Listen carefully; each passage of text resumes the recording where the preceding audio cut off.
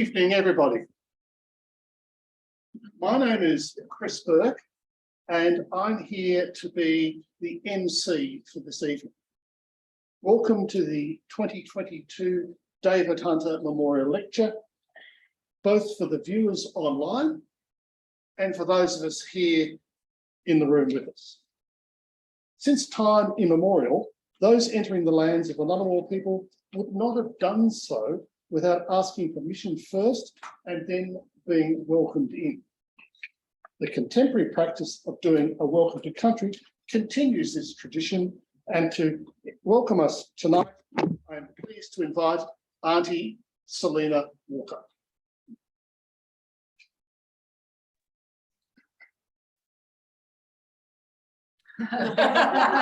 Yuma, oh.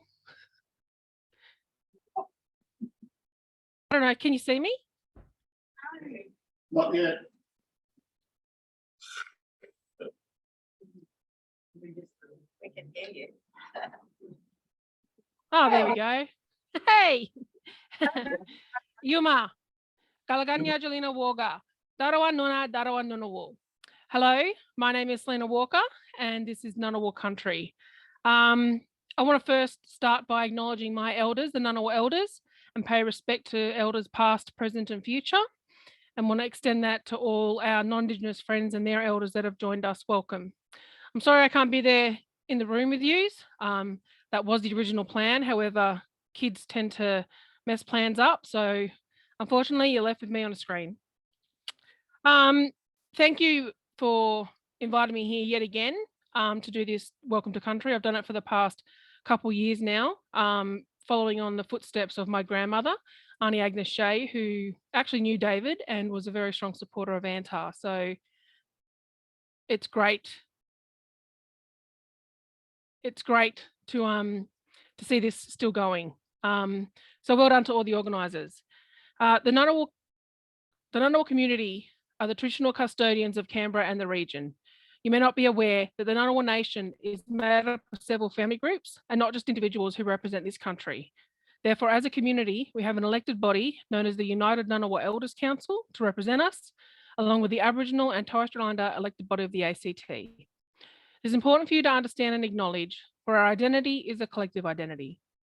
There are other Indigenous and non-Indigenous people from around the nation, the country, and the world who have come to live on Ngunnawal land.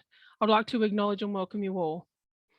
The tradition of welcoming the people to country is a practice that was handed down by our ancestors, old people, and elders from the beginning of time. Before entering another person's country, you would first announce your arrival and not enter until a traditional owner formally welcomed you. The reason for this practice was to protect your spirit whilst in another person's country, and also to show respect for the country which you're entering. It's wonderful to see that this practice is now recognised and respected. I suppose it's not like entering into someone's home unless you're first invited. The Ngunnawal people, as within all Aboriginal people, have a great heritage they would like to share with all Australians from every walk of life. As you are aware, Canberra means meeting place, and Canberra has been a place of gathering for many Aboriginal tribes of Australia to come together to deal with important business and also for ceremonial purposes. Our Ngunnawal ancestors believed in the importance of people gathering to build relationships, share knowledge, and to celebrate the gift of heritage and history. We believe it's important for all to recognise our unique history and to get an understanding that our land is our heritage and how loss of land has disconnected so many Aboriginal people from their spiritual links, cultural heritage, and identity. So on behalf of my grandmother, Auntie Agnes Shea, thank you once again. I want to acknowledge my Reconciliation Council co-chair, Dr. Chris Bourke. And want to take this opportunity to remind everybody that reconciliation is a journey. It's a human rights movement. And by practicing our protocols and cultural laws, you are joining us on that human rights movement. So thank you once again for following the proper protocols. And I'll now finish in the words of my people, the Ngunnawal people. Yumalandi Yunanga Yerebu Yangu, which means you may leave footprints on our land now, or in other words, welcome to country. Thank you very much. Enjoy the rest of the evening.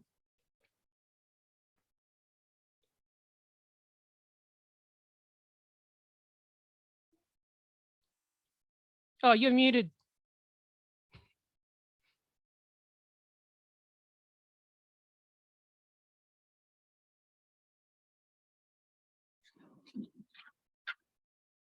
Isn't that the words for the day or the year or possibly the decade? Thank you, Selina, for your wonderful welcome to come. Before I introduce our keynote speaker tonight, I'll just say a few words about the David Hunter Memorial Lecture. This is the 19th lecture that honours the memory of David Hunter. David was one of the founding members of ANTaR ACT and an enormously supportive and inspiring activist on Aboriginal and Torres Strait Islander issues. In October 2000, he was diagnosed with multiple myeloma and died in December 2003. Since then, ANTaR ACT has hosted an annual memorial lecture in memory of David's contribution to reconciliation and Indigenous rights. I acknowledge David's parents, Doug and Jan Hunter in Albury, David's 3 children, Daniel in Birregui, Benjamin and Joshua here in Canberra with us this evening, are all able to join us thanks to the opportunities that are available with being online as well. This year, we're very glad to be partnered by ANTaR National, who are hosting the Zoom meeting. And I'd like to introduce the National Director of ANTaR, Paul Wright. Thank you, Chris. Hello, everybody. Good evening. Just wanted to firstly acknowledge that I am on Darug country out in the northwest of Sydney. I pay my respects, and I think most people will be on Ngunnawal Ngambri country, the land of my birth. I'm a Canberra boy originally, so I just want to say hello to everybody in the room there and everybody online. It's a real pleasure once again for ANTaR National to join with our familial friends at ACT ANTaR to help put on the David Hunter Memorial Lecture again. We've been working with the great committee on the ACT ANTaR group for the last 3 or 4 years to host the David Hunter Memorial Lecture.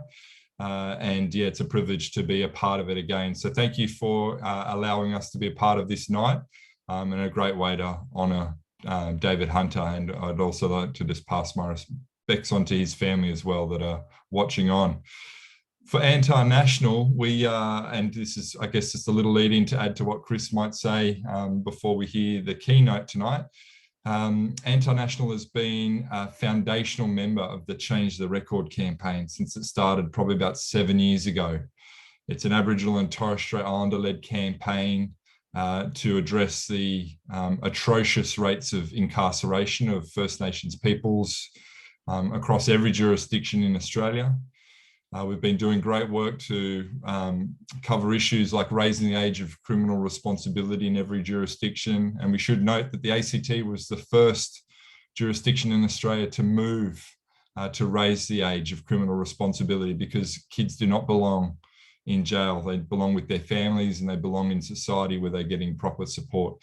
I'm sure Cheryl will touch on a few of those things. There's lots of other issues that we are working through the Change the Record campaign and the Raise the Age campaign to do. And I know I speak on behalf of all the ANTaR affiliate organisations around Australia that are, as ally organisations and as people in these organisations that are committed to justice, rights and respect.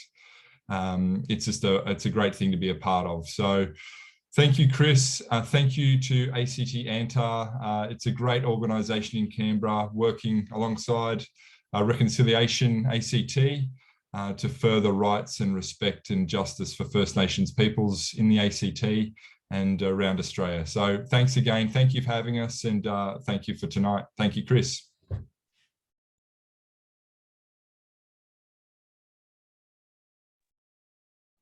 And thank you, Paul. Now I will introduce our main speaker for this evening, Cheryl Axleby, who will speak for about half an hour. To the online audience, please enter your questions in the chat. These will be answered once we hear from both speakers.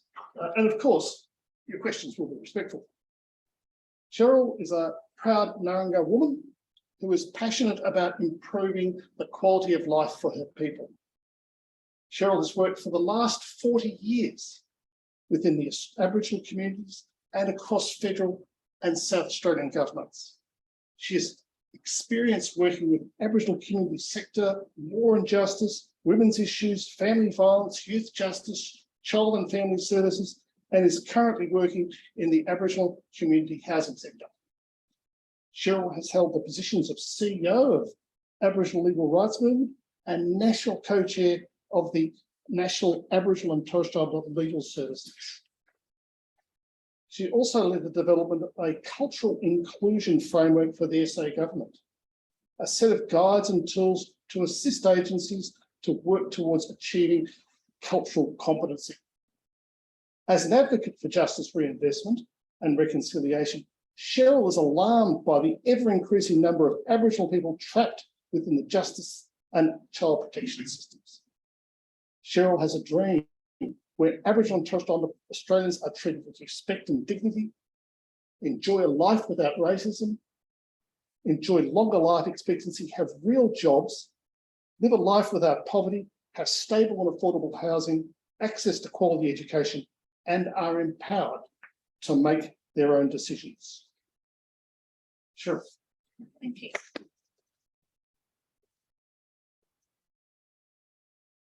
Thank you, Chris. And good evening, everyone. And again, just want to say thank you for inviting me along to this very special occasion.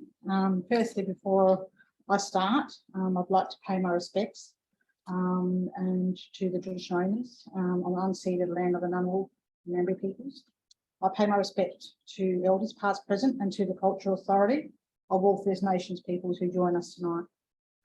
And I also would like to pay my respects to the Hunter family and, you know, take comfort, I suppose, in the context that the legacy that started since the 19th, you know, event. I think it's absolutely amazing. And hopefully I do, you know, the cause justice tonight. I also want us just to take a moment, 1 minute in actual fact, in the context of paying respect and having a minute of silence, particularly for, you know, since the Royal Commission into Aboriginal Deaths in Custody over 30 odd years ago, we've had 500 Aboriginal deaths in custody continue to happen in our institutions. And also, I also like us to take a moment to also pay our respects to many members of the Soul and Children's generation who are no longer with us, but also to pay respect to their families who continue to, I suppose, be impacted by such tragic past policies and practices. So if we could just have a minute of silence, please.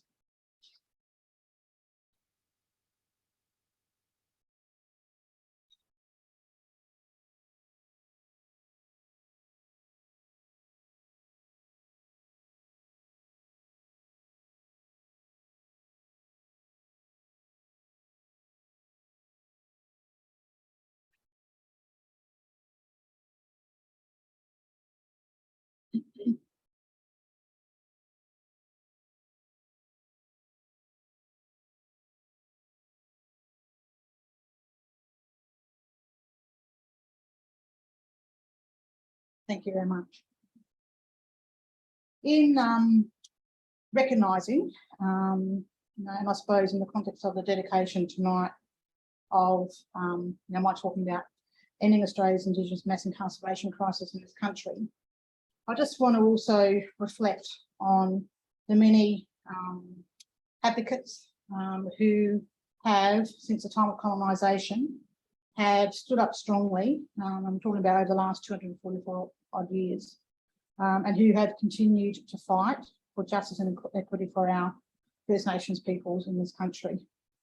And there are so many more people before me that have actually taken on the gauntlet, and I think we need to pay respect to those. And I think it also paints the picture about how long and how many times you hear us coming and speaking at events like this to continue to shine a light on the terrible mass incarceration crisis that we have in this country.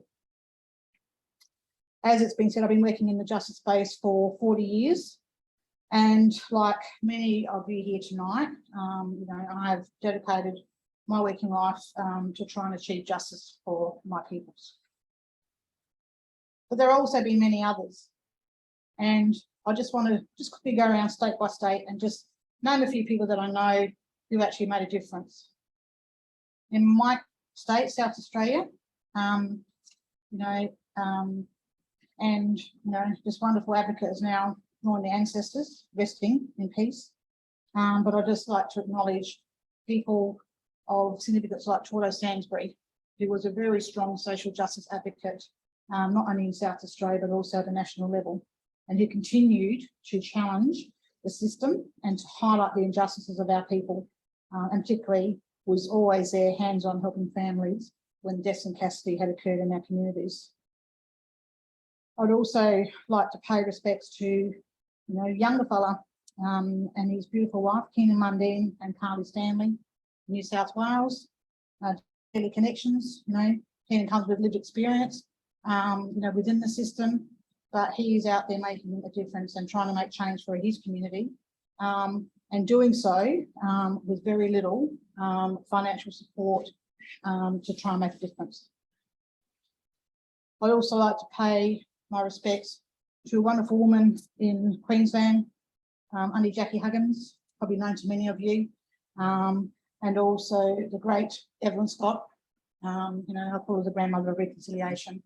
Wonderful leaders who continue and through their humility and their humble spirits continue to again shine light on injustice that impact on women and children. I also would like to acknowledge the wonderful work in WA done by Megan Cracker.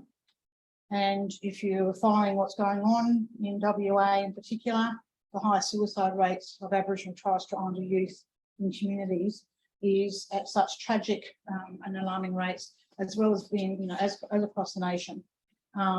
We've got to thank that we still have people in our communities who are at the grassroots and who are, again, flying the flag for us and trying to get our voices heard. And of course, we can't ever forget, the wonderful Rodney Dillon from Tasmania, who has fought so hard for fishing rights and cultural fishing rights and native title rights, as well as being a very strong advocate, social justice advocate. The Grandmothers Against Removals in New South Wales are wonderful, strong women who continue to challenge the system as they are really challenging and wanting to see a turnaround of the high removal rates of our Aboriginal and Torres Strait Islander children. Uncle Jack Charles in Victoria, I think everyone knows Uncle Jack, and his wonderful spirit, but also a man of lived experience with the stolen children generation. And I think I'm just trying to make sure I covered everyone that I wanted to cover. Yeah. And also, I forgot to also mention that I'd like to pay my respects to the presenter tonight in regards to welcoming us to country tonight, and her mother, Auntie Agnes, because it is true that I'm on their country and I wish to pay my respects. So, in regards to Change the Record, as you've already know, it's Australia's only national First Nations and Justice-led coalition. We are made up of First Nations organisations, service providers, legal services, health providers, and human rights experts. And our mission is to end mass incarceration of our people and the disproportionate rates of family violence experienced by our First Nations women. Tonight, I want to talk to you about the crisis of mass incarceration in Australia, specifically the colonial crisis that means Aboriginal and Torres Strait Islander peoples are one of the most incarcerated groups of people of the entire world. We are on the verge of overtaking the United States as the country who locks up more of our people than anywhere else in the world. Mass incarceration is tearing up our families and communities. It steals our children's futures and it ruins lives. If any other policy decision by government caused so much harm, we would be up in arms. So why isn't there widespread outrage and demands to change the policy decisions that are driving our people into police and prison cells? I think This is because since colonisation, governments, police, law enforcement and white men in power have very successfully painted Aboriginal people as the problem, rather than the discriminatory laws, policies and policing that causes us so much harm. So let's go back to how this started. We cannot talk about mass incarceration without talking about colonisation and the enduring ongoing legacy of colonisation on First Nations peoples everywhere in this country. Australia's criminal legal system targets people on the basis of their race, their originality and their wealth. From housing policy to the social security system, right through to police targeting and harassment, it is our people and poor people who are the victims of law enforcement and incarceration. It wasn't so long ago that the Australian legal system was built on taking our land, stealing our wealth, and ensuring money stayed in the hands of the wealthy, white landowners, and some things, although they may have changed for them since then, I could honestly say that much has not. Today in Australia, today Australia is more unequal than it has been in the past 75 years. Recent Australian Bureau of Statistics data showed that the top 20% of income earners earn almost as much as the other 80% of households combined. There is no doubt that the richer are getting richer while life gets tougher for everyone else. Prisons and police are being used to respond to this inequality. Instead of addressing poverty, we're locking up more people than we have since 1899. Numbers have risen 130% since 1985. This is despite crime rates plummeting over that same period of time. For all governments talking, and committed to closing the gap, but they're still sending our children to prison and taking them from their homes. So how do government policies drive mass incarceration? I often talk about discrimination at every point in the system. It starts before our kids are born, with discriminatory laws and policies meaning that their Aboriginal father is more likely to be imprisoned than university educated, than high school educated. And their Aboriginal mother is 32 times more likely to be hospitalised from family violence than non-Indigenous women.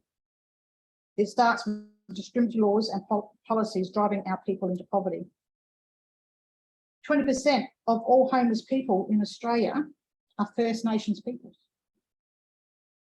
We're only 3% of the total population, but 1 in 5 of us have nowhere to live.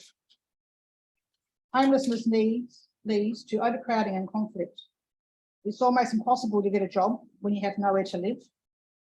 Our people have to survive on social security payments, which is so low that they force our people to live below the poverty line. These are the circumstances that government policies have forced many of our people into. And these are the circumstances that our kids are trying to navigate when they get into trouble. Our kids are born into families who love them and communities who do everything we can to keep our children safe and strong and well. But there are many forces that put our children in harm's way.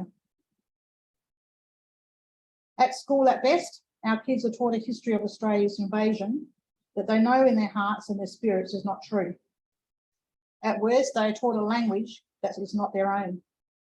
They face discrimination and hostility from their peers and sometimes their teachers, and are suspended and expelled at far higher rates than their peers.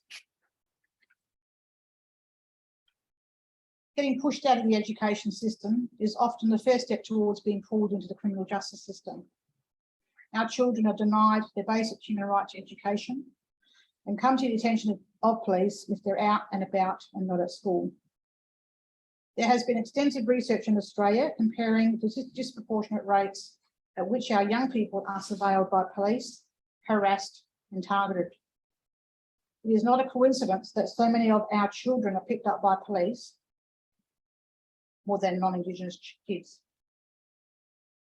To give you one example, in the state of New South Wales, the police have a special list called the Suspect Task Management Plan.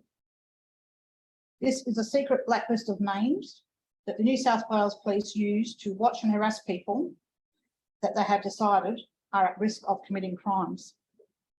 And I have to say that in South Australia, we have a similar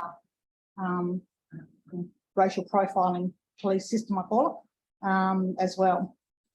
The thing is that they have Aboriginal children as young as 9 years old on this list.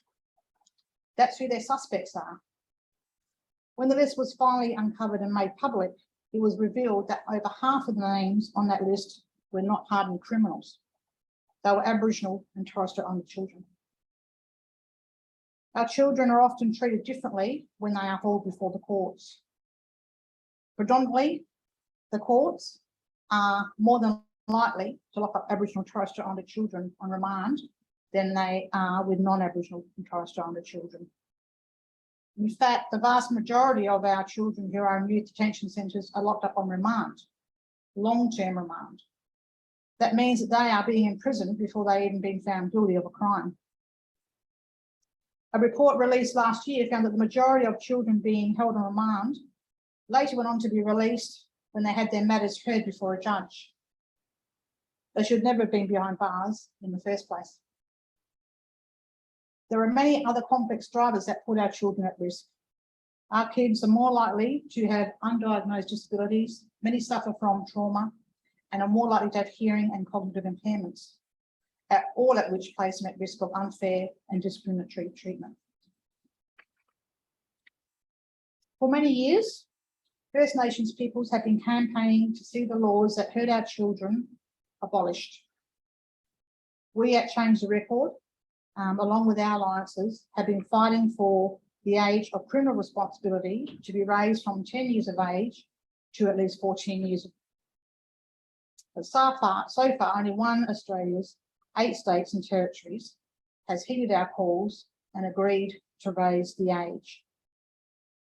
And we're still waiting in anticipation for when they're actually going to do that. And ACT has committed, but we're still yet to see the legislation being introduced. At every step, our people are targeted by the system. We are 10 times more likely than non-Aboriginal Australians to be policed, arrested, charged and prosecuted. We are 18 times more likely to be imprisoned.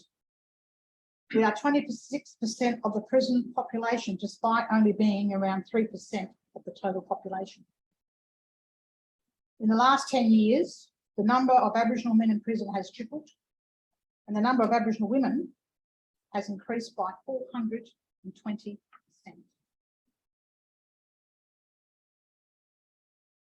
Our children are 26 more times likely than non-Aboriginal children to be incarcerated. In some jurisdictions, and I think we'll all be able to guess which jurisdiction I'll be talking about, our children are over 40 times more likely to be imprisoned. The rate at which Aboriginal children are taken from their parents is now twice the rate at the time of the federal government's apology and greater than any time in Australian history, including during the stolen children's generation itself. This is yet another way that the system, which was designed to steal our children from us, continues to do so. So what can we do about it? Imprisoning people for so-called crimes of poverty, like not paying parking fines, is a deliberate policy choice.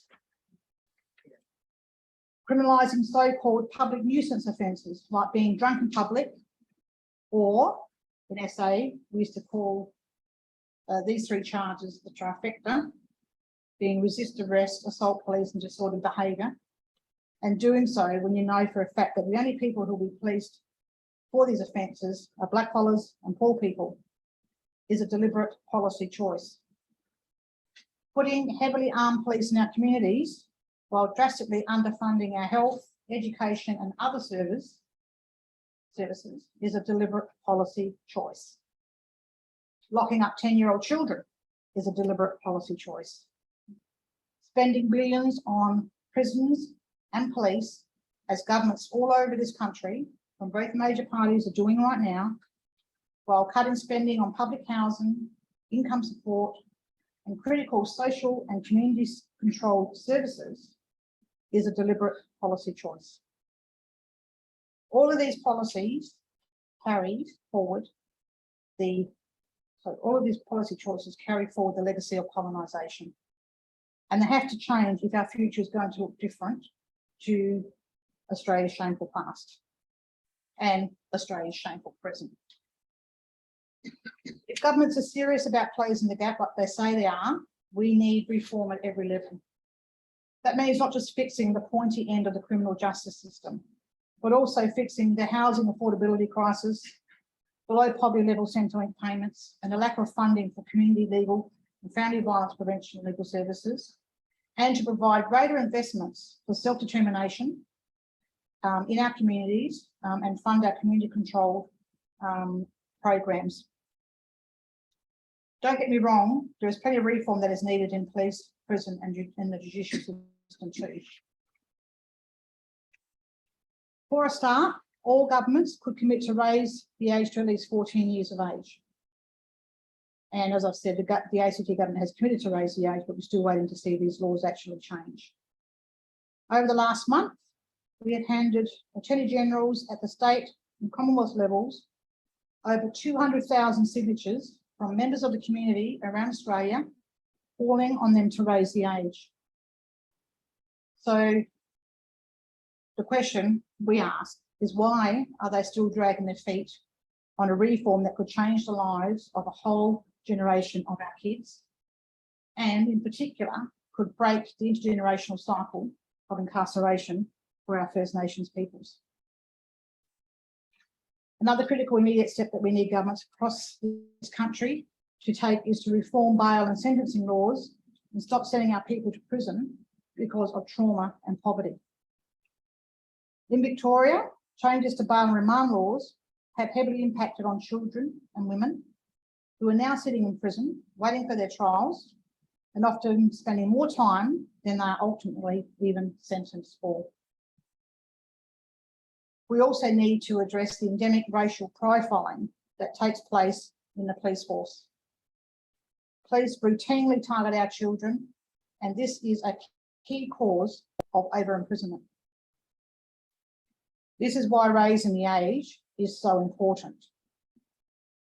And the police have powers to utilise discretionary powers, but it's well proven that they don't use those discretionary powers when it comes to First Nations peoples and children. Right now, the coronial inquest into the police shooting of young Walkery teenager, Kumango Walker, is taking place in the Northern Territory. For as long as the culture of racism is allowed to continue in the police force, our people are not safe. Racism in the police force is a complex problem to tackle, and again, we need to start by recognising the colonial legacy of this system. I'm not talking about a few cultural diversity awareness training days. I'm talking about deep and fundamental changes to the ways that police operate, including structural changes to how we hold police accountable, like we do for every other Australian in this country. Despite there being 500 Aboriginal deaths in custody to date, no institution has been held accountable for these deaths. That breaks my heart. And it is just a travesty and a tragedy that more Australians in this country are not alarmed. We should not be collecting racial profiling data. We should be collecting racial profiling data on stop and searches. We need to start collecting that type of data and information. If police are going to have to wear body cameras, then they must be held accountable if they turn them off. Same goes for prison officers. We are on a trajectory across this country of ramping up police powers, and we need to reverse this trend. But it's not just the police and prison systems that need to change. We need government to start looking seriously at policy failures that are driving our people into poverty and into the criminal legal system. We are facing a housing crisis across Australia. As with so many things, the COVID-19 pandemic highlighted the huge inequalities that already existed in our communities, and none more so than the housing crisis. During COVID-19, we saw First Nations families, particularly in remote and regional areas, forced to sleep in tents, yards and on verandas in the bush to try to avoid infection as the virus spread through families and communities. We know that overcrowded and poorly maintained housing is well established as a cause of poor physical and mental health and a major risk factor for increased spread of infectious diseases. But it's important to note that it's not just during pandemics that the housing crisis hurts First Nations peoples. It's all the time, and it has been all that time since colonisation. 1 in 3 people are homeless in the month before they are criminalised and locked away in prison, and almost the same number become homeless on their release.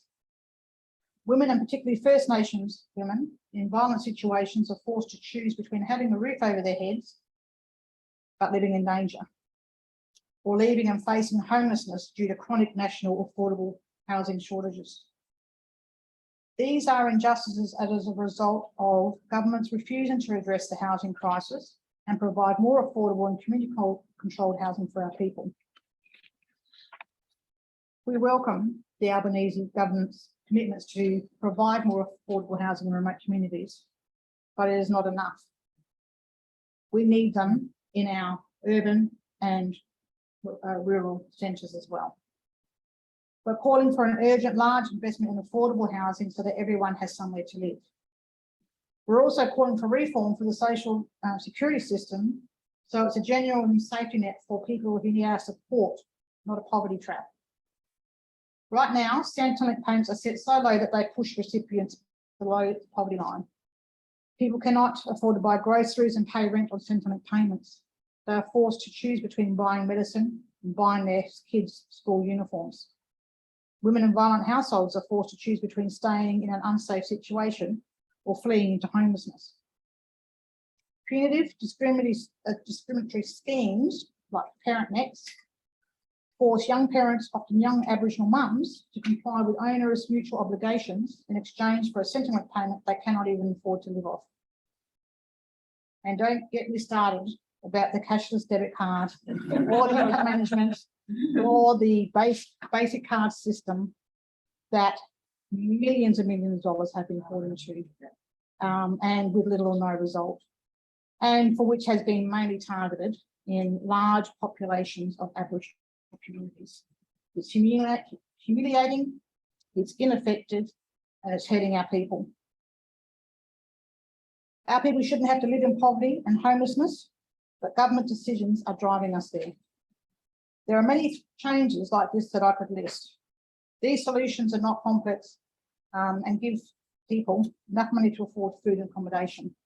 Provide affordable, decent housing so people have somewhere to live. Don't punish people for being poor. Provide them with support and services. Let us determine, I'm talking about our First Nations peoples, let us determine our service response needs within our communities. Because to date, the institution that is governments is failing us and has done since colonisation. The policy solutions are simple. There's the political will that is hard. We need to convince politicians that there is public support for change. 200,000 people want governments to stop locking up 10-year-olds. In this country, when we're talking about the 10 to 14-year-olds age group, we're talking on average around about 600 children per year in the whole of this country. So you can't tell me that we cannot explore and do something different and have a therapeutic and a more trauma-informed, approach rather than actually throwing them into many prison cells. Recent polls show that most people support for a voice to Parliament to give us a say in the decisions that affect our lives. More and more people are calling for a fairer housing system that doesn't lock people out.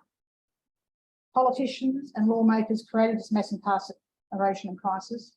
Together, we can solve it. We are ready for a systemic overhaul.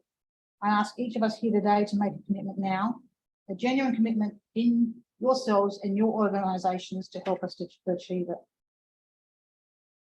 And in closing, I just want to say that with the upcoming referendum on the voice to Parliament, I strongly encourage you all to stand up for us and to vote yes. There is quite diverse debate across the country about this, and just in the recent few days, we've had previous government ministers who have since retired, and those who should not be named, but I think you know who I'm talking about, coming out and talking about that this is going to be a race division issue. It is not. There is no third chamber to government. It will not create an apartheid system in Australia. What it will do is, and let's forget, at the time of Federation in 1901, First Nations peoples were purposely excluded from the Constitution. And then we had the 67 referendum, which was about counting us in the census, but also for the federal government to make decisions on our behalves. And I can honestly say that decisions on our behalves have not gone that well to date when we look at the interventions in the Northern Territory as a classic example. But getting back, that this will be the first time that we will have our voice enshrined in a way that it cannot be taken away by the stroke of a pen, by whichever government that comes into power. What it means is that it would have to take another referendum to actually make changes for our First Nations voices to be removed from the Constitution. This stability and the importance of us, from my personal perspective, being in this space for over 40 years, and this is my own personal opinion, not change a record, my own. It's really important for us to have our voice enshrined in a way that we are no longer going to be the political football of parties of the future. Many also say that we have now the most Indigenous politicians representation that we've ever had in this country. And that is true. But they are also working within a colonised institution and a system. So as much as they will influence, and we have every faith that they will definitely do their best. It's just like all of us, when we're working within an institution that goes against our rights and does not recognise our voices. We're chipping away for many decades. I believe that having the voice to Parliament can lead us all to exploring truth-telling together, to create an opportunity to heal as a nation, to move forward to address the unresolved issues around treaty and the protection of the sovereignty of our rights, of our sovereign rights. We are one of the longest living cultures in the world, and we need to be proud of this as a nation. We continue to stand up for our struggles as First Nations people, and we will continue to do so.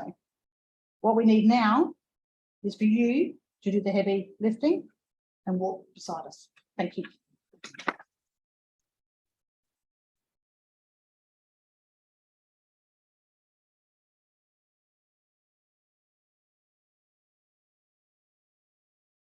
Thank you, Cheryl, for sharing your knowledge, passion, and insights to a better way. Now, our local speaker, Tanya Keed, will talk about the issues and developments within the ACT. Tanya Keed is a Dunghatti woman in New South Wales who has called Canberra home for more than 20 years. Tanya is the chair of the ACT Aboriginal and Torres Strait Islander elected body. She does critical work in health and trauma management for women engaged with the ACT criminal justice system. Tanya is a strong advocate on issues around Aboriginal incarceration, family violence and crime. Her work with corrective services has gone from the Alexander McConaughey Centre and Victim Service ACT to setting up and directing her own consultancy, Clybucker Dreaming, in 2018. Bolstering her extensive work experience are a Bachelor of Social Work and postgraduate qualifications in Indigenous trauma recovery. Tanya is now working towards a Master of Philosophy. Tanya.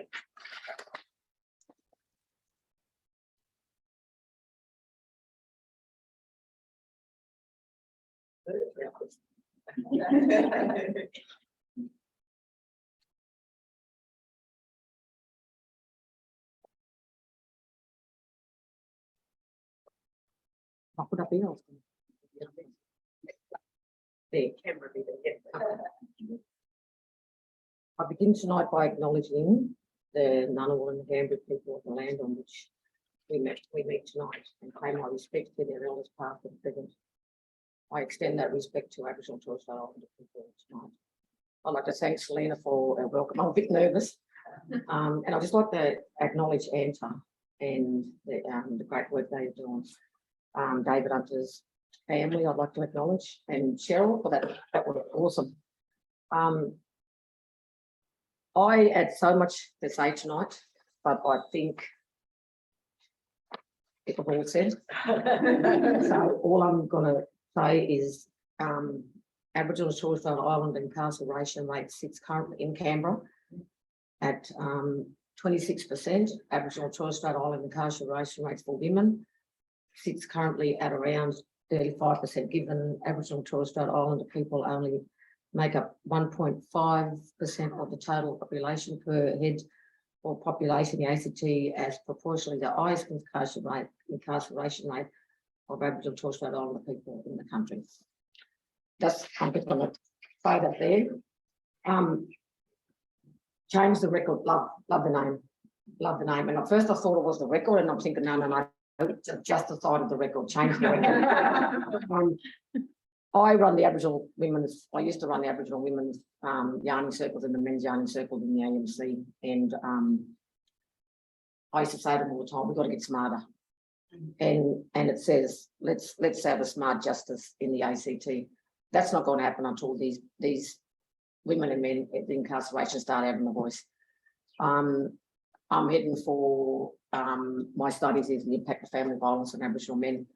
And that's about hearing their voices and making changes. Aboriginal funding is Aboriginal ACT government has given that funding to services that's not supporting the healing for Aboriginal people, and there needs to be an acknowledgement from that. I talk about it all the time. There seems to be acknowledgement, and our fight will continue.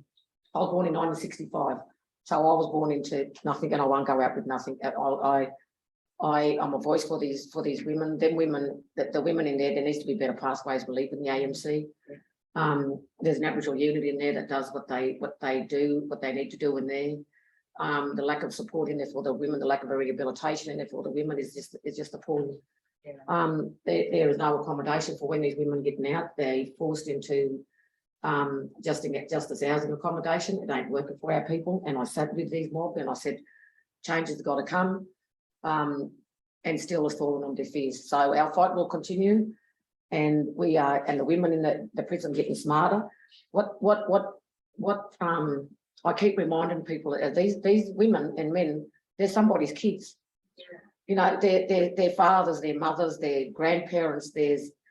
And they're not just animals behind that wire fence. Once they get out, they need changes and they want to be rehabilitated, but it's going to take government to make sure that the funding is appropriately spent and go to services.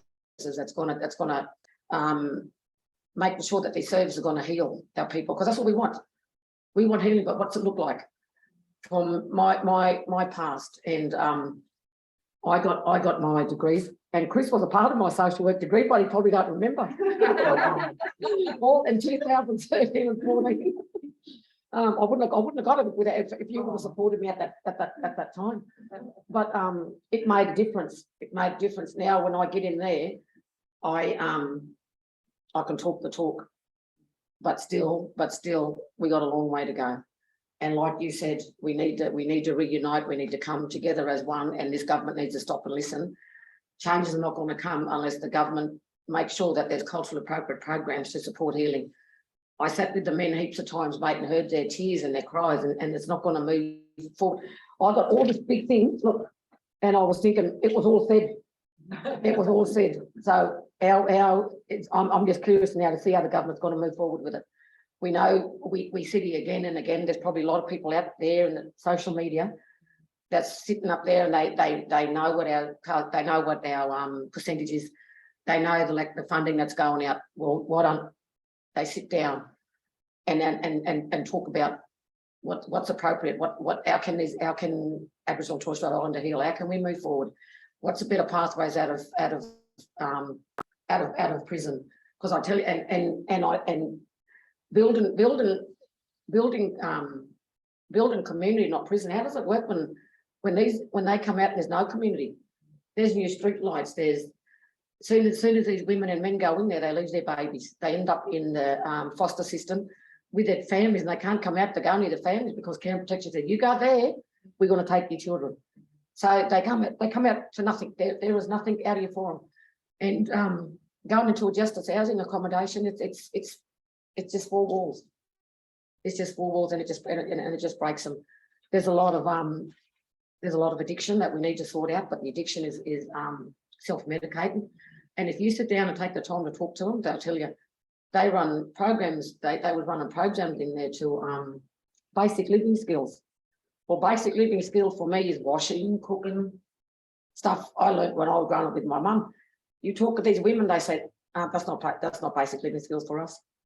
Basic living skills is surviving on the outside, and it shouldn't be like that. It shouldn't be like that. And these women, these women, all they want is they come out and they got to fight for their children. They got to fight because their property has already been taken. They got to fight because their men's in jail or their men's shacked up with somebody else, or the women exactly the same. And unless this government, if this government's serious about it, there's put the money where it's going. Put them in the proper programs. Put them in support the local Aboriginal communities that's there struggling. And I say to these services, when you don't do your job, it puts pressure on community, and that's exactly what is happening. We see the after 5. We see before 8 o'clock. I've got this one young girl that rings constantly, and when she rings, she'll say, "I'm okay, Aunt. That's all you need to know," and that's all she says. Or "I'm going to CBIT now. Can you send money for a fee?" Because I need a fee. But she's been homeless all her life, and the justice system knows that, and she's still homeless to this day. But all it takes is about hearing the voices and listening. And you talk about colonisation. Colonisation for me is the loss of identity, loss of culture, loss of language, loss of law, and through the law, our programs are lost. And that's and I for one would like to see. And I say to the government, who's sitting at that big table? And Saf knows. I say to Saf all the time. We used to say to Saf, who's sitting at that table? Because we ain't. We sit at this table, but I want to sit at that table and make a decision and get them women to talk behalf. And the women will say, "What's the point? Aren't they know us by our PID number?" And they'll know that off by heart. They'll know they just like it. They know it like that, like they know their date of birth and the sad. I want to add to it.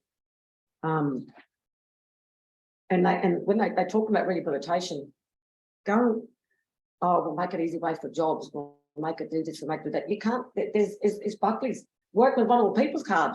They're not going to get one of them for a long time. The barriers, they don't look at the barriers for stopping them. Some of these women that do get their kids back, childcare, daycare, transport, getting to and from, that needs to be all taken into consideration. We need a proper wraparound service to support them. We need a decent post and pre and post release, and it's not happening. We need to make sure that these women, when they go in, and the men, that their housing application is not put on hold, because that's what happens. As soon as they go on there, everything's at hold. Their centrally payments stop, and then it put pressure on families about putting money in there because the pouch is in there $60, and you can't. and smoke and it just eases the anxiety, but it's things like that, the pressure that puts on there. And I don't think from 9 to 5 you sit there and you think, yeah, it's okay.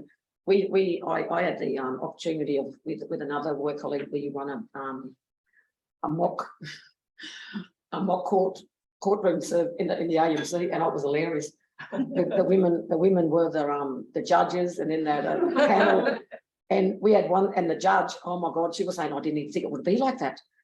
But they said getting dressed up and seeing what it was like on the other side, it was, and she said, and the DPP, she was stressed to the max.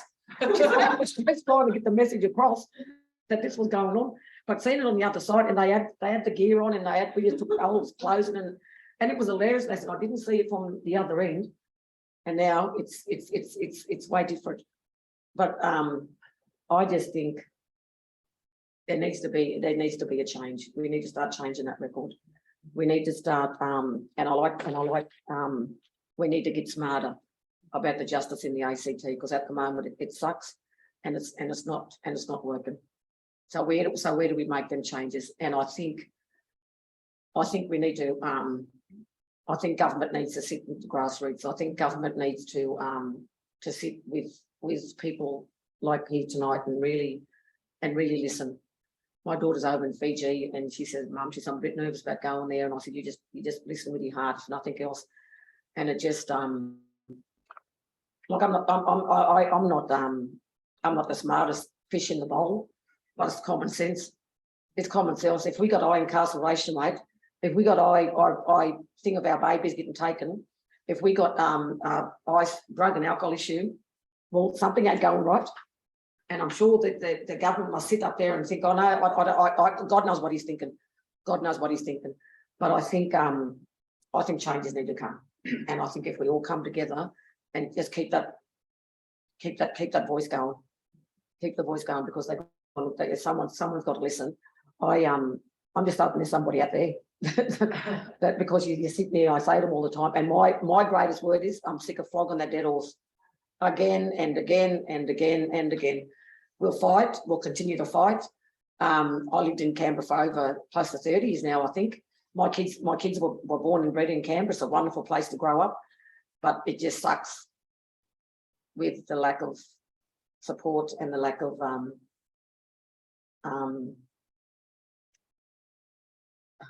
can I quite say it?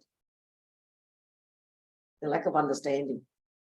The lack of understanding, and these services that is taking Aboriginal funding with no Aboriginal workers, shame, and a shame, and sit there and continue to deliver programs that's not supporting them, not supporting their healing, not supporting them moving on, not supporting them a better pathways from coming out of prison. It's shame. It's embarrassing. And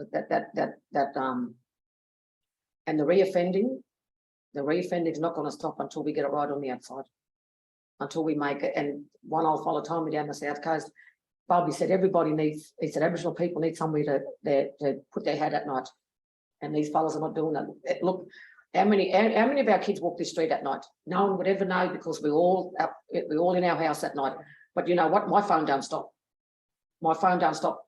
They walk past the phone boxes because they're free now. And they ring, yeah. And I'm saying that so-and-so's place, okay, they ring me in the morning, yep, I will. And they check, and it shouldn't be like that. It shouldn't be. They shouldn't be couch surfing. COVID, we spoke to COVID about the overcrowding in properties, and all they can say was, "Oh, well, this social distancing." Well, and I was thinking, how? You know, like a lot of them, when as soon as COVID hit, a lot of them all went back to country. Did you? Yeah, a lot of them went back to country, and then of course overcrowding in the rural places where they was at, because they was thinking, "No, I don't want nothing to happen to my parents." But I just hope the government's, I hope somebody's listening out there that's going to say, "Hey, we want to change that record, and we want to. What was it? Let's have smart justice in the ACT, because that's exactly what we need." I could look. I got all this here, and I was thinking, nah, I'm just going to talk about what I know, and the yarning circles where the women spoke and where the men spoke, and the heartbreak and the things that's not happening for them. That's the voice that needs to be heard. And these kids, there's that. I tell that story that it was on the YouTube. This little boy, non-Indigenous boy, was taken to foster care, and every night he'd go out on the balcony and he'd draw the shadow of his mother, and he'd lay there, and the foster carer would come out and just watch him. And then he said, and then she said after a couple of nights, "What are you doing?" She said, "That's my mum." So you can imagine the heartbreak, and these grandmothers against removal out there fighting for our kids, you know, fighting for them to be returned. And it's just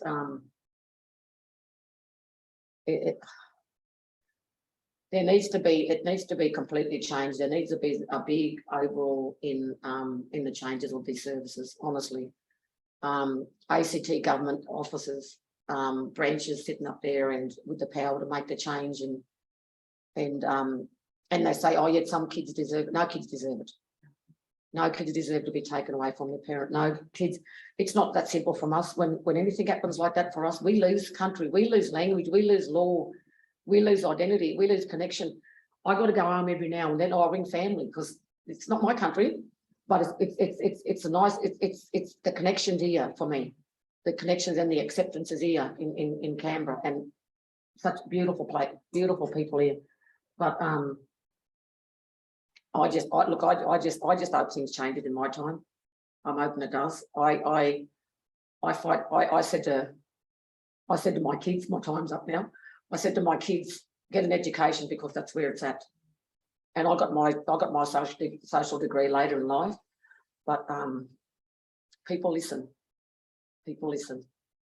But we'll just continue to fight and stand united as one, if we can do that. Oh, that's my 15 minutes there, Chris. I've got my perfect on the.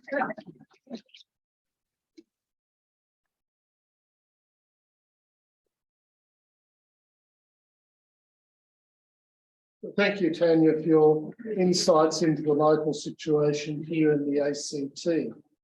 Now, I'm going to invite questions from the audience here. So, Tanya, you best come back up this way, because there might be questions for you or for Cheryl. And you'll need to answer them, because I can't answer them. Yeah, that's what I'm not there. So, now, audience, some questions for our speakers, perhaps. Rita. Yeah, my question is for Cheryl, and we always hear the term Aboriginal and Torres Strait Islander people when we're reporting on the data in relation to incarceration. Do you think that those two groups, First Nations people, should be separated out? Because are we really getting a real picture of whether there might be differences in incarceration rates between those two groups? I've always found it a bit odd that we sort of, you know, in a way put together both groups, because, you know, Well, that's again a government. Sure. Yeah, sorry. Stand here, because Well, the definitions and how data is collected is not determined by First Nations people. And you know, a lot of First Nations people don't like the word Indigenous. Yeah. And yet governments continue to utilise that as a way to still, I suppose, have the definition between Aboriginal and Torres Strait Islander people grouped together. You know? So in respect of your question, I think one of the things that we do know is that there's not a lot of good data being collected in the first place. And that experience, and I found that because I was part of the National Partnership Agreement conversations when I was chair of the National Aboriginal Torres Strait Islander Legal Services, and we were trying to set realistic justice targets. And we ended up with justice targets that are going to take years upon years upon years, more so than the so-called 10 years to actually achieve. So the systems, and it's interesting, you know, that when we actually look at the data, you know, police, corrections, I think corrections actually are probably better at than police, but police were uncomfortable asking the question. And this is the excuse that we get heard also in child protection, that they don't want to offend and they don't want to ask the question. So, you know, there could be even more higher statistics than we even are aware of. Yeah. So in the context of grouping, you know, Aboriginal and Torres Strait Islander peoples together, my response to that is not something, it's been something that's been done to us in that context, but it also was something that was, you know, I think there were some Aboriginal leaders around at that time who were trying to come up with a better definition than Indigenous.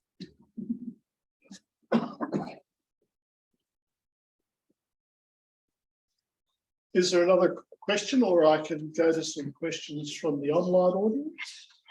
Yes, all right.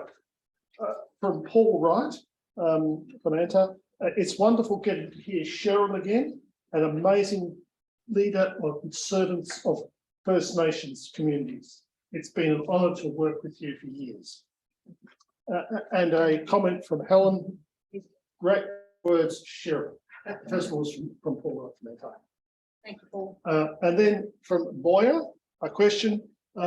You both, and I think she's talking about both of you, have talked about the problem and asked the government to do something.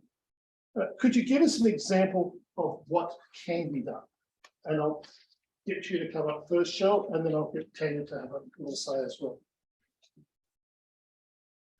Well, I'm working in the space for many decades. All I can say is that what we need is political will, political goodwill.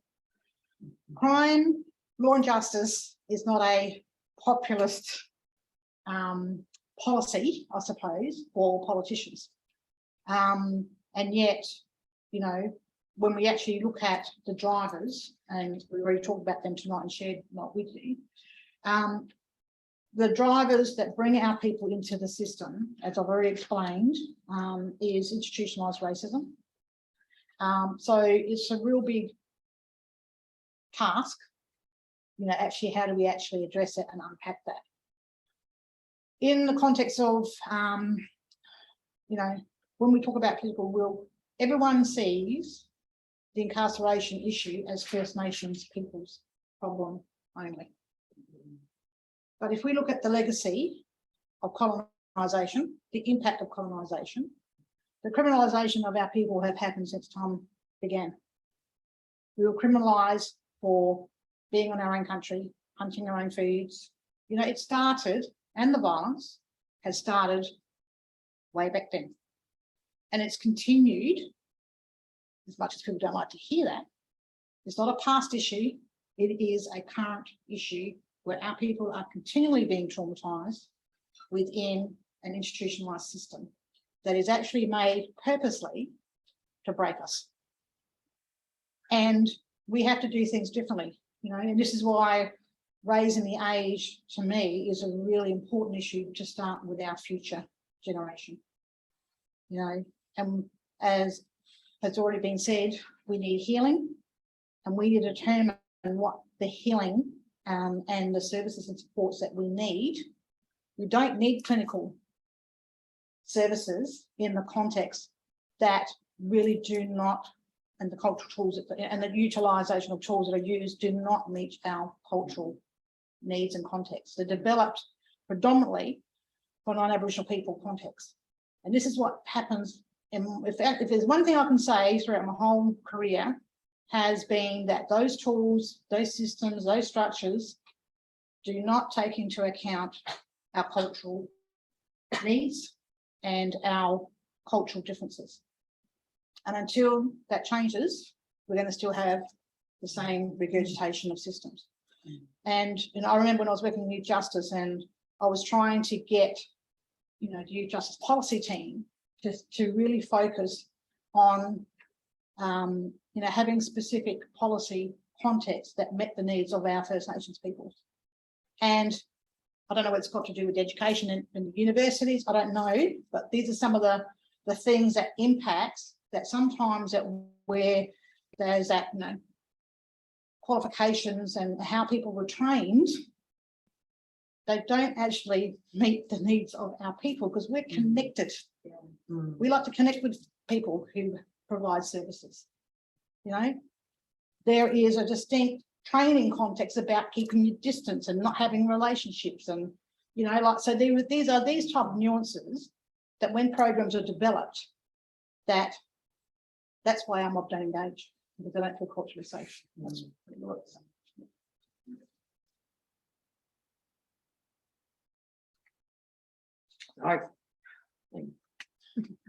I agree. We need to, for us to heal, we need to start running cultural appropriate services, and that's where you'll put a whole lot of funding.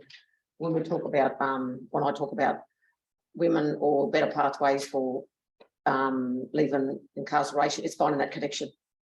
And without these cultural appropriate services, it ain't going to happen. Healing starts with having a safe place where they can go, and That's what I'm hoping government will acknowledge that's where it's needed. The women, once you talk to them in the AMC, and there's no culture in there. There's nothing. They lose it all when they go in. They just become part of the justice system. They become part of what they do on there, and they lose it. So the first thing they want to do when they get out is find that connection. So they do go back to family, with some of the family members that a lot. I think for us to move forward, we need to accept that healing needs to start, and there needs to be the healing process, and to allow that happen, we need to make sure that there's culturally appropriate services run by culturally Aboriginal people. Yeah. Otherwise, it just ain't going to work. There's services out there. There's services in Canberra that's run on Aboriginal services with no Aboriginal workers, and people are not engaging. But because they're some of them are court ordered, whether it's through care and protection or the corrections, they're supposed to engage, but they don't, and then they're breaching again, or they can't see their kids or stuff like that. Our way for moving forward for us is culturally appropriate services, so we can allow healing.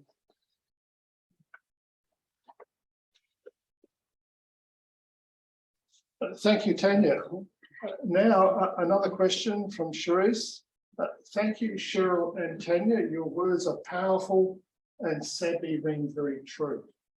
How do you think meaningful culture change within Australia and the Australian ACT police forces could be encouraged?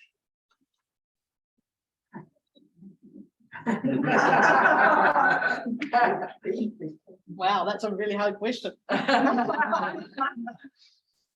You know,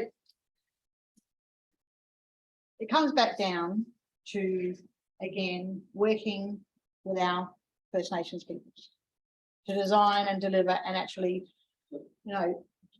develop that dialogue. But, it comes back down again to what I call the institution itself, and the way people are trained to do their job. Police, prison officers in particular deal with our people always in a negative environment context because of the nature of their work. But, there have been some work on different communities where there has been really good community policing delivered in a way, in consultation with elders and employing Aboriginal people, and empowering communities. We seem to have this mentality in this country that Aboriginal Torres Strait Islander peoples cannot do for themselves. But we've never really been given the opportunity to do for ourselves because we always have decisions made for us about ourselves. So if anything, when I talk about, again, I'll go back to the voice, I'll go back to also talking about the current, efforts being put into closing the gap, where we've had the first time ever where we've had National Aboriginal Torres Strait Islander people sitting around the table with ministers at that level to actually design policy and actually design the framework going forward. That's not the be or end all because that's about closing the gap. But it does demonstrate that by coming together and governments, police institutions, changing the way that they're programmed, that's the only way that I can see that it will happen. So it has to be that goodwill. But then the conflict of that is the training that comes with that about how you deal with people in a situation. But I believe that there, when you look at what's happened in Bourke, there was a regional inspector who actually led and really took leadership in Bourke and for that region about doing something differently to address the crime rates in that community. So sometimes it's about individuals who can make a difference. The systems will always be there, but I believe it's the way that you work within the systems that you can make a difference.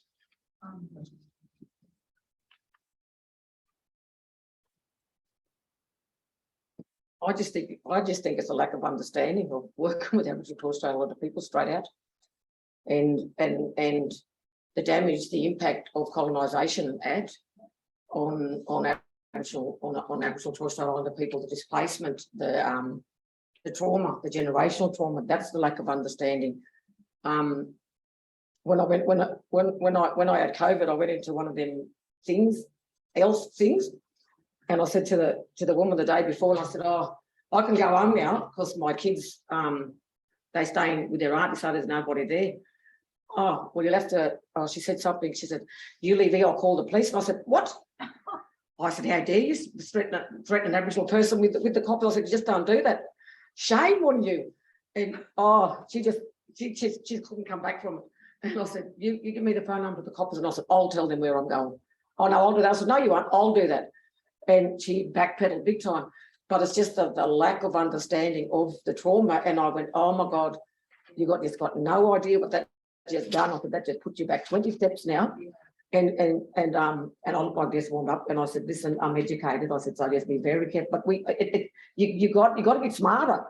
You got to get smarter. And I just think it's the lack of understanding of working with Aboriginal Torres Strait Islander people, and the lack of understanding with trauma, the lack of understanding with past colonisation, and what they got to remember, that Australia's got a black history, and that's what they keep forgetting. And we're always going to be here to pop up and remind them. So we ain't going nowhere. They tried that, but it didn't work. And my kids, I've got 20 grandkids coming up.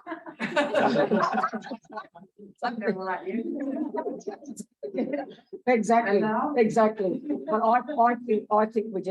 I just think they need to be just more educated on I don't know what their training's like, and I don't know what their cultural training's like, but I think we need to really bring it home on the damage, past colonisation. When these kids were taken, they were involved back in the day, and it's hard to not remember that. I was born and bred on Aboriginal mission, so we used to come home from school and wondering which kids was taken, or where's so and so. Oh no, welfare come and took them today. Every day we had to go to school, whether no matter, because the welfare would follow us.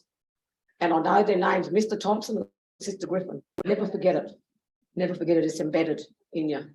So I just reckon there need to be better education. They need to listen to us more, so we can tell them, talk to them how differently it is to work with us. Our next question is from Michael. Is funding for housing taken into account in the justice reinvestment approach?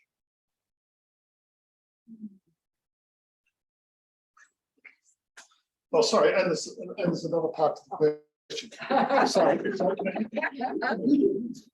And would it be possible to divert people away from breaking white-collar laws by engaging them in growing and harvesting bush tucker?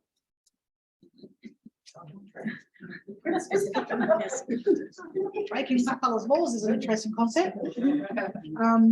Look, in regards to justice reinvestment, the term social justice reinvestment, justice reinvestment is something that was invented in America, where money was actually taken out of the prison and police systems and put back to actually create these alternatives and diversions away from the justice system. We don't actually have that here in Australia. And the model that actually happened in Bourke, Marinikan community, the Bourke community there, the leaders took the reins, and because they had a very wonderful male leader there who's actually worked in the system, so he knew the system. He had relationships, and he was able to bring his community together to actually then set the priorities about what it was that they wanted to address within their own communities. And that was really powerful. But you think they'd get funding for it? They couldn't.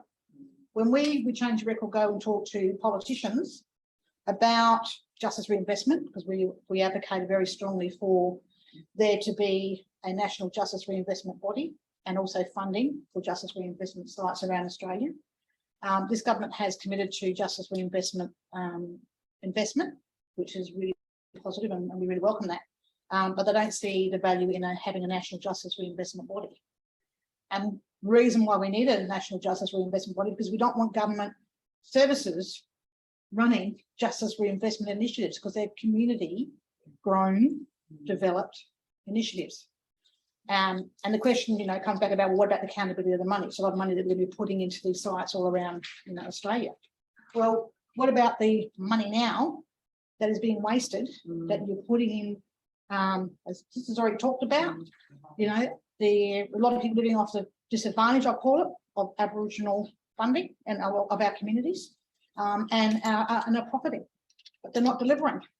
But there's no accountability, for them in that sort of space. In regards to the breaking of laws, well, if you maybe did a bit of research and actually looked into the level of and the types of charges Aboriginal and Torres Strait Islander people have been incarcerated for, are probably poverty related. We've had a stolen children's generation impact in this country that we are still experiencing within our communities today and will for decades to come without healing. So when there has been such a broken past, and not past, I'm talking about policies and practices now when we look at the high removal rates of Aboriginal children. We're seeing government services becoming more risk adverse rather than good old, what I call community development program delivery of services. Because end of the day,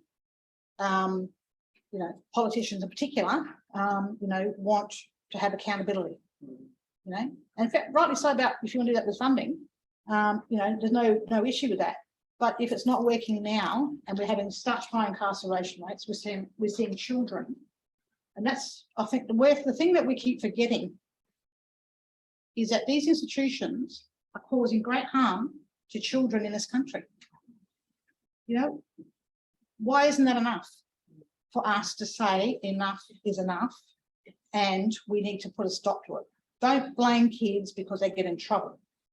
There's a whole history for First Nations peoples as to where we are now and why we are here. And it's going to take a long time to actually solve that. But first of all, give us the authority to make decisions in regards to policy, practices, service delivery and programs, and invest back in our communities. Because since ATSIEB and the demise of ATSIEB, we've seen a lot of communities that were thriving. They had their own community services and centres. They had their own employment programs. They worked for the dole type program. We didn't work for the dole 20 years before it was introduced to the rest of Australia that people don't even know about. So truth telling is really important because we need the rest of Australia to understand what actually has happened in this country for where we are and where we landed today. And until that happens, we're going to have people keep saying and challenging us and blaming us for our situation, when in actual fact, it's been imposed upon us, and oppression and racism still continues today.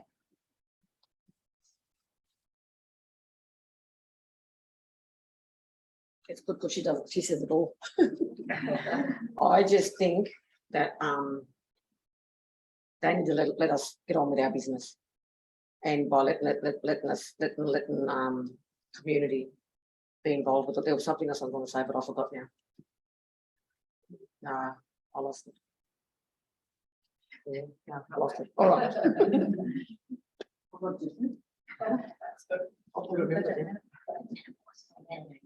Russell tells us, well done, Tanya, for outlining the need for smart justice in the ACT so engagingly. And a supplementary, could we have a description of what smart justice might look like here, perhaps? Is there a definition? Is there somebody come up with a? Well, in the context from change records perspective, when we're talking about smarter justice, we are saying that there are ways that things can be done differently than the way that they've always been done. And again, by actually having people involved, sitting down, having a conversation, and actually challenging what isn't working, and how we can do it better by coming together, then that's what smarter justice is about. But also smarter justice is also about not just having a criminalised approach for people who are suffering with disabilities and cognitive issues who get in trouble in the justice system. They need a different response. They need a therapeutic and health response. We seem to have a criminalised response for everything every time we have interactions with police. In actual fact, if you unpack a lot of the issues that impact on people who come in, into the justice system, we've had a great lack of investment in disability support services. I know in my state in particular, they disbanded the actual government entity when NDIS came in. Like the navigation to get through, to get assistance is, if you sit in the bureaucracy, it's absolutely crazy. So smarter justice is about, we can actually do this. We can think logically. We can actually, common sense was a word I heard today. It is, a lot of it is good old common sense. But we seem to have, I know, layers upon layers of complexities that create barriers for us to get smarter justice for our communities. Criminalisation and locking everyone up is not the answer, and actually costs Australia a hell of a lot of money, and particularly for young children, which could be better spent in communities and or with alternative services than just the criminalised approach. So that's what smarter justice is about.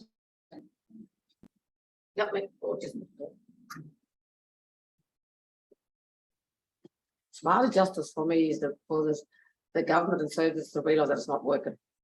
If we're a small jurisdiction, we got high incarceration rate, high rate of our kids getting taken, education, our kids are dropping out of education, our ACT housing, which we're struggling to get accommodation, and it's just getting smart and common sense. Common sense, if something's not working, instead of putting the money into something that wasn't working, let's change the record, change it, and think outside that box. Talk to a community, talk to grassroots, and think, okay, then let's try it. And like I keep saying, let us do our business. A follow-up question for Tanya.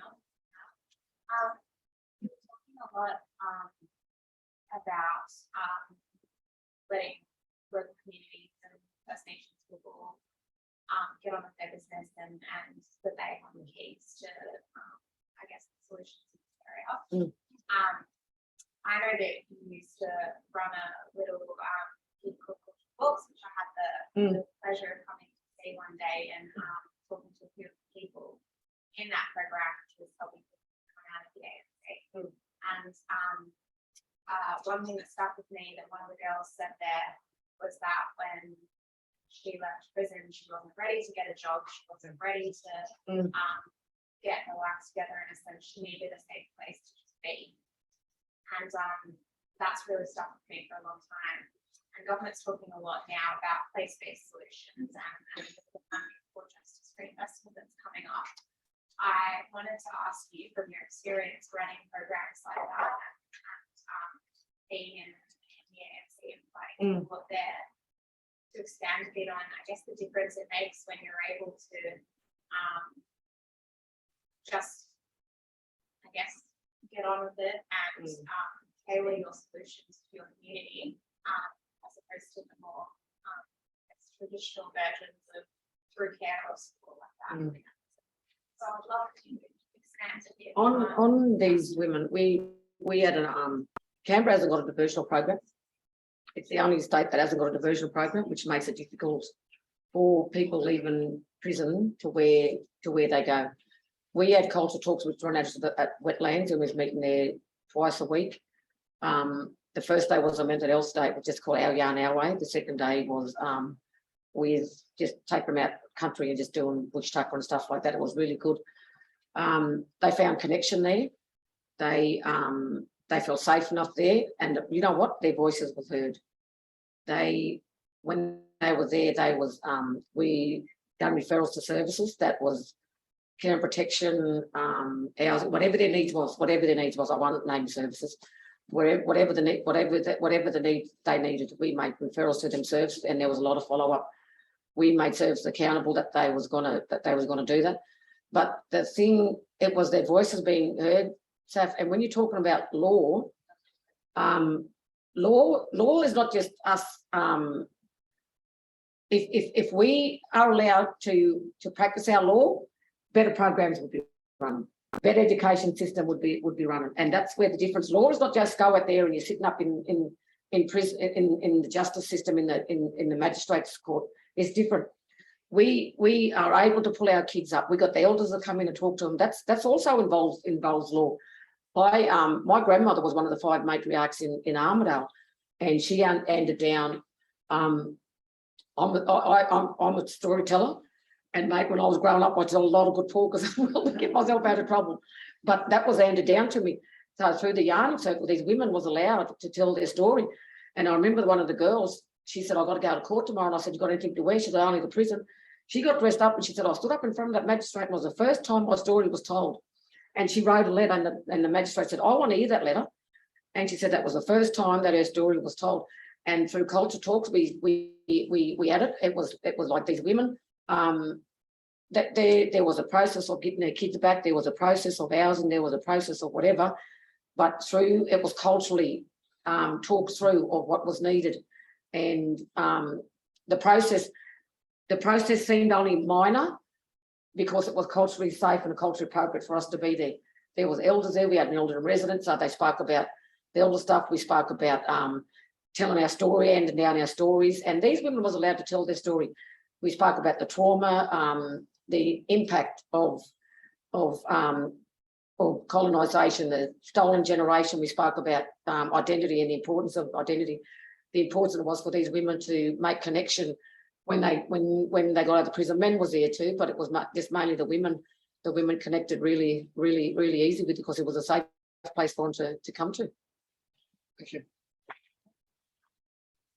Well, we're just going to finish up there now as the online audience is leaving us. I'd like you to once again put your hands together to thank Cheryl and Tanya for their wonderful presentations this evening, and look forward to the inspiration that they provide for us in our actions in the future. Thank you.